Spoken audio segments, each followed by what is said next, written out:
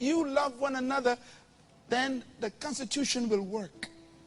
But if this book of promises doesn't work without your decision, not just what God does that makes this book work, it's also what you do.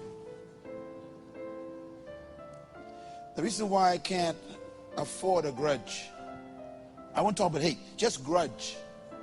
I can't afford it because I can't live one day without having my prayers answered.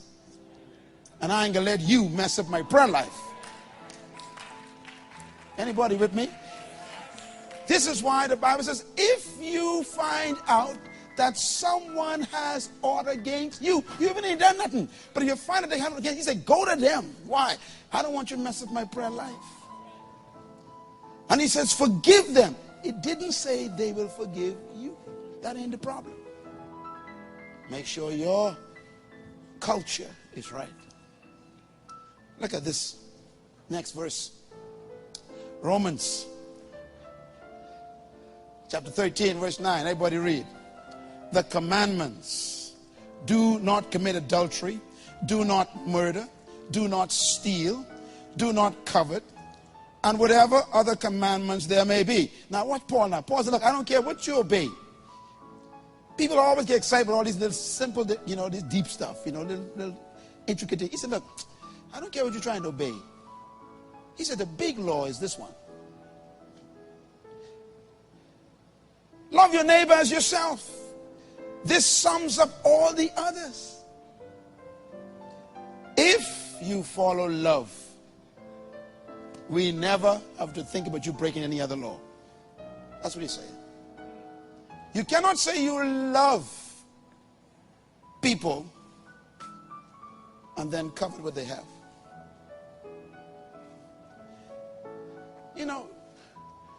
If a believer is committing adultery, that means they sleep with someone else's spouse.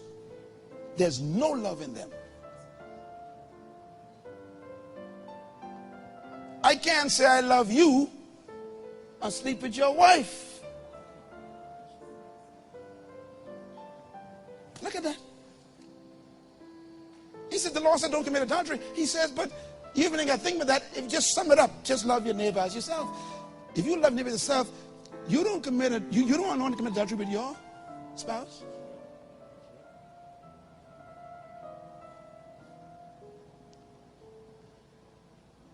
The community of faith, the kingdom, is a kingdom of love. How can I love you and then steal from you? How can I love you and then be jealous of what you have?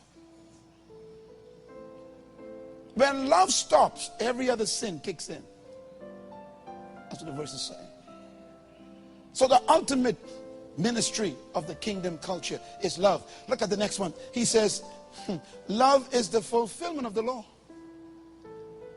Now, Paul was a Pharisee. Paul was a graduate of the top theological school in his day. It was called the School of Gamaliel. Paul was his number one student. Paul was a chief Pharisee. The Pharisees had 669 laws that they had to obey to be a faithful Jew. Paul was the highest graduate. That statement was Paul canceling his whole education. He said, look, if you do this one, you don't need to even think about the 669. Okay, how about this one? Thou shalt not lie. Well, if I love you, how am I going to lie to you? Thou shalt not steal. If I love you, how am I going to thief from you?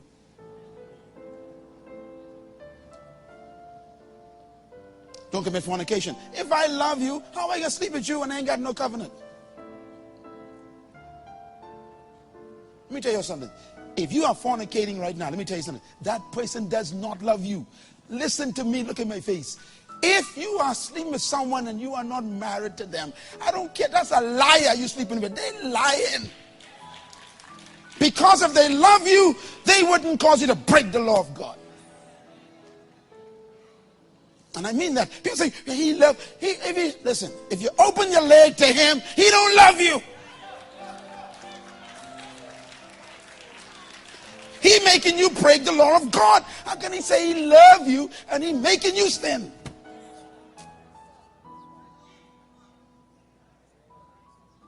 We live in lies, fool ourselves.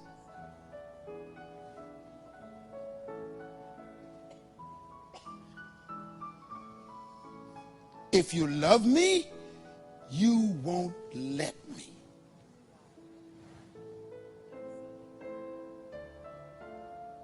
Why are you quiet on that point? Why are you quiet on that point? See, love does no harm. Read it in the Bible, 1 Corinthians. It doesn't hurt. It doesn't destroy.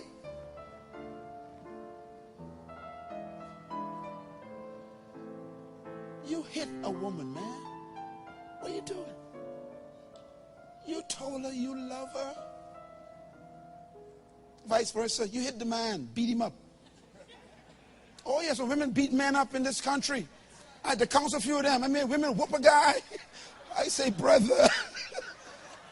But she was big.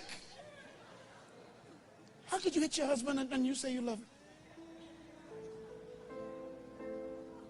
How could you commit incest on your niece?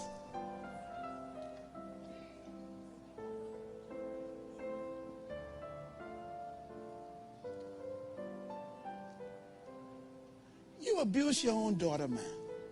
Talk to me. What kind of love is this? The same love.